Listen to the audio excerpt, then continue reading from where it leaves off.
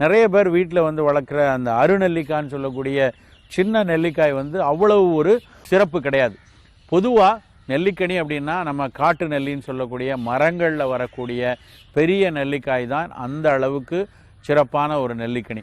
இந்த நெல்லிக்காயை பற்றி இன்றைக்கு சமீபத்தில் நடந்த ஆய்வுகளை பார்த்திங்கன்னா, நம்ம உடலுக்கு நோய் எதிர்ப்பாற்றலுக்கு ரொம்ப முக்கியமான ஒரு சத்து வந்து விட்டமின் சி சத்துங்கிறது. இந்த விட்டமின் சிங்கிறத வந்து அஸ்கார்பிக் அமிலம்னு சொல்லுவாங்க. நம்ம உடம்பில் நோய் எதிர்ப்பாற்றலை கொடுத்து பூஞ்சைகள் வராமல் தடுப்பதற்கும், நுண்ணுயிர்கள் கிருமிகள்லாம் நம்மளை வந்து தொற்றிக் கொள்ளாமல் இருப்பதற்கும், நம்மளுடைய இம்யூனிட்டியில் செல் மீடியேட்டட் இம்யூனிட்டின்னு சொல்லுவாங்க. நிறைய வகைகள் இருக்குது. இப்போ சக்கரை நோய் வரக்கூடாது, இரத்த கொதிப்பு வரக்கூடாதுன்னா அதுக்கு வேறு விதமான நோய் எதிர்ப்பாற்றல். கிருமிகள் வந்து நம்மளை வந்து தாக்கிடாமல் இருக்கணும் அப்படின்னா அதுக்கு ஒரு விதமான நோய் எதிர்ப்பாற்றல். அந்த வகையான அந்த செல் மீடியேட்டட் இம்யூனிட்டியை உயர்த்துவதற்கு ரொம்ப அவசியமான ஒரு சத்து வந்து விட்டமின் சி. அந்த விட்டமின் சி சத்தை நேச்சுரலாக இயற்கையாக நமக்கு கொடுத்த கனி வந்து நெல்லிக்கனி. இந்த நெல்லிக்கனி வந்து நம்ம அதுக்கு சாப்பிட்ட உடனே ஒரு புளிப்பு சுவை கிடைக்கும். அந்த புளிப்பு சுவைக்கு காரணம் அதில் இருக்கக்கூடிய அந்த அஸ்கார்பிக் அமிலம்னு சொல்லக்கூடிய அந்த விட்டமின் சி சத்து தான்.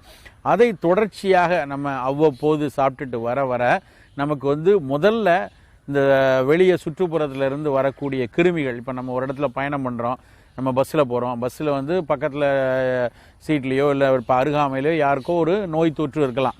அவருக்கு ஏதாவது ஒரு டைஃபாய்டு காய்ச்சல் இருக்கலாம், இல்லை வேறு ஏதாவது நுண்ணுயிரிகள்னால ஒரு காய்ச்சலோ உடல் நல குறைவோ இருக்கலாம். அந்த கிருமி காய்ச்சலை பறந்து வந்து நம்மளை தாக்குவதற்கு வாய்ப்பு உண்டு. எப்போ அந்த வாய்ப்பு இருக்கும்? நம்மளுடைய உடல் நோய் எதிர்ப்பாற்றல் குறைவாக இருக்கும் பொழுது அவர் ஒரு தும்முறாருன்னா அந்த தும்மல்லேருந்து வரக்கூடிய கிருமியை நம்ம சுவாசித்து நமக்கு அந்த வீட்டுக்கு போகிறதுக்குள்ளே அந்த வியாதி வர்றதுக்கான வாய்ப்பு உண்டு.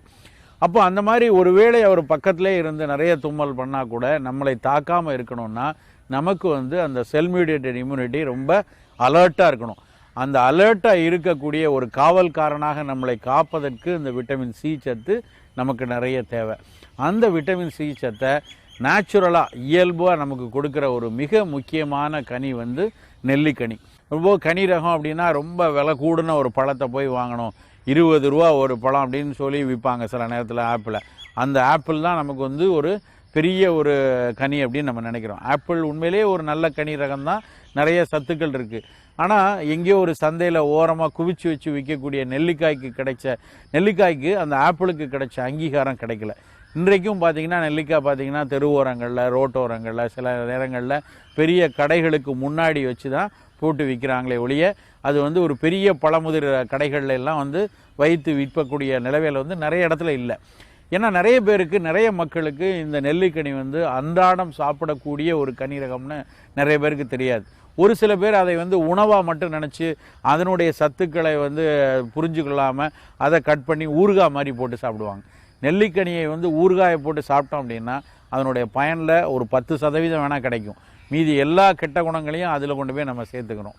நெல்லிக்கனி இயற்கையில் அவ்வளவு சத்தோடு விளைஞ்ச ஒரு கனி ரகத்தை நாம் அதில் உப்பை போட்டு அதில் ஊறுகாய் மாதிரி எண்ணெயை ஊற்றி ஊற வச்சு இல்லை வதக்கி அப்படி சாப்பிட்றது வந்து சுத்தமாக அதனுடைய பயனை இழக்க செஞ்சிடும். அப்படி இல்லாமல் எப்படி சாப்பிடணுன்னா, ஒவ்வொருத்தரும் ஒரு வாரத்துக்கு ஒரு 2 நாள் 3 நாள் சாதாரணமாக நல்லா கழுவிட்டு நேரடியாக நல்லா வாயில் ஒதுக்கி சவைத்து சுவைத்து சாப்பிட்டுட்டு அதனுடைய விதையை உமிழ்ந்து விடலாம். அப்படி இல்லாமல் இல்லை சின்ன குழந்தைங்க அதை ரொம்ப கடினமாக இருக்கும், மற்ற கனி ரகம் மாதிரி அது லேசாக வந்து பிச்சுக்கிற அளவில் இருக்காது. சின்ன குழந்தைகளுக்கு ஒரு மெல்லிய தாடை இருக்கிறவங்களுக்கு எந்த உணவும் மிருதுவாக இருக்கணும், இல்லைன்னா நல்ல ஒரு சாஃப்டாக இருந்தால் தான் குழந்தைங்க வந்து ரசிக்கும். அதனால் அப்போ குழந்தைகளுக்கு இந்த நெல்லிக்கனி அவசியமாக வேணுங்கிறப்ப நம்ம அதை வந்து கட் பண்ணி சின்ன ரொம்ப பொடி துண்டுகளாக கட் பண்ணிவிட்டு அதில் ஒரு சொட்டு 2-3 சொட்டு தேனை விட்டு குழந்தைக்கு கொடுக்கலாம். அப்படி கொடுத்தோம் அப்படின்னா அந்த தேனினுடைய அதிகபட்ச இனிப்பும் நேச்சுரலாக கிடைக்கக்கூடிய இனிப்பு, அங்கே போய் நம்ம சக்கரைப்பாக ஊற்றியோ இல்லைன்னா சுகர் க்ரீமையோ போடக்கூடாது. அப்படி இல்லாமல் இயல்பாக கிடைக்கக்கூடிய அந்த தேனில் ஒரு 4-5 சொட்டு தேனை வந்து நெல்லிக்காவை ஒரு சிறு துண்டுகளாக்கி அதில் மேலே விட்டு குழந்தைகளுக்கு கொடுக்கலாம். ஏன்னா நெல்லிக்காய் ரொம்ப அவசியமான தேவை வந்து குழந்தைகளுக்கு தான். பல குழந்தைகள் பார்த்திங்கன்னா, அதுவும் பள்ளிக்கு போகிற குழந்தைகளுக்கு ரொம்ப ஒரு பிரச்சனையாக இருக்கக்கூடியது வந்து அடிக்கடி ஏற்படக்கூடிய சளி, இருமல், தும்மல், மூக்கடைப்பு இந்த மாதிரி விஷயங்கள் தான். அந்த மாதிரி நமக்கு ரெஸ்பிரேட்டரி இம்யூனிட்டி குறைவுனால, அதாவது நுரையீரல் சார்ந்த உடல் நோய் எதிர்ப்பாற்றல் குறைவாக இருக்கக்கூடிய குழந்தைகளுக்கு நம்ம வாரத்துக்கு குறைஞ்சபட்சம் 2 நாளாவது இந்த நெல்லி தேனூரல்னு சொல்லுவோம். நெல்லிக்காயை சின்ன சின்னதாக கட் பண்ணி தேனில் போட்டு கொடுக்கலாம்.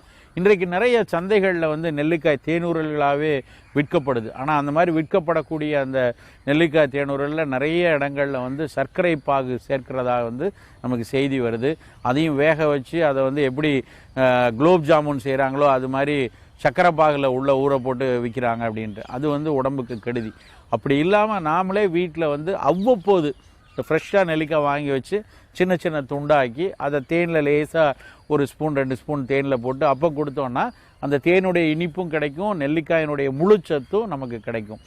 இல்லைன்னா இன்னொரு வகையில் என்ன செய்யலாம் அப்படின்னா, நம்ம வீடுகளில் வந்து எலுமிச்சம்பழம் சாதம், மாங்காய் சாதம், இந்த மாதிரி கலவை சாதங்கள் செய்வோம்.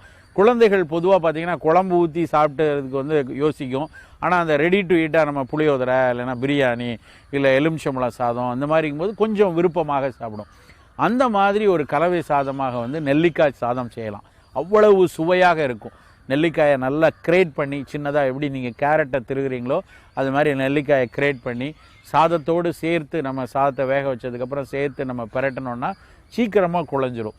அப்பவும் வந்து பச்சை நெல்லிக்காய் சாப்பிட்றத விட ஒரு 10% அதனுடைய பயன் குறைந்தால் கூட மீதி 90% பயன் வந்து அந்த நெல்லிக்காய் சாதத்தில் கிடைக்கும். அந்த நெல்லிக்காய் சாதத்தில் நம்ம மற்ற காய்களை வைத்து குழந்தைகளுக்கு சாப்பிட வச்சோன்னா அந்த புளிப்பு சுவையும் அதுக்குன்னு பிரத்யோகமாக நெல்லிக்காய்க்கு எல்லாருக்குமே நமக்கு ஒரு அனுபவம் இருக்கும். அதை சாப்பிட்ட உடனே கொஞ்சம் நேரத்தில் சாப்பிட்டுட்டு தண்ணி குடித்தோம் அப்படின்னா இனிப்பாக இருக்கும். நெல்லிக்காய் சாதத்தை சாப்பிட்டுட்டு தண்ணி குடிக்கும்போது அவங்களுக்கு ஒரு மன மகிழ்ச்சி கொடுக்கக்கூடிய ஒரு சின்ன இனிப்பு சுவையும் அவங்களுக்கு கிடைக்கும். அதனால் சில இந்த மாதிரி கனியாக சாப்பிடலை அப்படின்னா நெல்லிக்காய் சாதமாக எடுத்து கொடுக்கலாம். நெல்லிக்காய் சாறுகள் இன்றைக்கு சந்தைகளில் வந்து நெல்லிக்காய் சாறாகவே வந்து விற்பனைக்கு வருது. அதையும் வாங்கி கொடுக்கலாம். இல்லை வீட்டிலேயே நம்ம வந்து நெல்லிக்காயை நல்லா மேல் தோலை கழுவிட்டு விதையை நீக்கி விட்டு நல்லா க்ரஷ் பண்ணி கொஞ்சம் கூடுதல், ஏன்னா புளிப்பு கொஞ்சம் அதிகமாக அடர்வு இருக்கிறதுனால ஒரு 2-3 நெல்லிக்காயிலேயே நல்ல ஒரு 400-500 ml ஜூஸ் எடுக்க முடியும். தண்ணீர் கொஞ்சம் அதிகமாக சேர்த்து வேண்டுமென்றால் கொஞ்சம் தேன் சேர்த்து கொள்ளலாம். இல்லைன்னா அப்படியே எந்த பழங்களாக இருந்தாலும் கூடுதல் இனிப்புங்கிறது அவசியம் இல்லைன்னு முதலே நான் சொன்னேன். அந்த மாதிரி பெரியவங்களுக்கெல்லாம் அப்படியே அந்த நெல்லிக்காய் சாறை குடிக்கலாம். இல்லைன்னா கொஞ்சம் சின்ன குழந்தைகள் கொஞ்சம் இன்னும் இனிப்பு இருந்ததுன்னா அந்த குழந்தை கொஞ்சம் கூடுதலாக சாப்பிடும் அப்படின்னு நினச்சோன்னா 1 ஸ்பூன் தேனை கலந்து நம்ம கொடுத்துக்கொள்ளலாம். நிச்சயமாக ரொம்ப ஒரு இந்த ஐஸ் துண்டுகளோ இல்லை வேறு வந்து மணமூட்டிகளோ அதில் சேர்க்கக்கூடாது. இப்படி ஏதாவது ஒரு வகையில் நெல்லிக்காய் சோறாகவோ இல்லை நெல்லிக்காய் சாறாகவோ இல்லை நெல்லிக்காய் துண்டுகளை தேனில் போட்டு தேனூரலாகவோ குழந்தைகளுக்கு கொடுத்துக்கிட்டே வந்தோம் அப்படின்னா நோய் எதிர்ப்பாற்றல் நல்லா மேலோங்கி நிற்கும். எந்த வயோதினரும் சாப்பிடக்கூடிய ஒரு அருமையான கனி வந்து நெல்லிக்கனி. அதனால் இன்னையிலேருந்து நீங்கள் வந்து மறந்துடாமல் வாரத்துக்கு 2-3 நாளாவது பெரிய நெல்லிக்காய், காட்டு நெல்லிக்காய்ன்னு சொல்லக்கூடிய அந்த நெல்லிக்காயை உங்களுடைய உணவில் சேர்த்துக்கொள்ளுங்க. அப்படி சேர்த்துக்கிட்டிங்கன்னா பல நோய்கள் வராமல் உங்களை வந்து காத்துக்கொள்ளலாம்.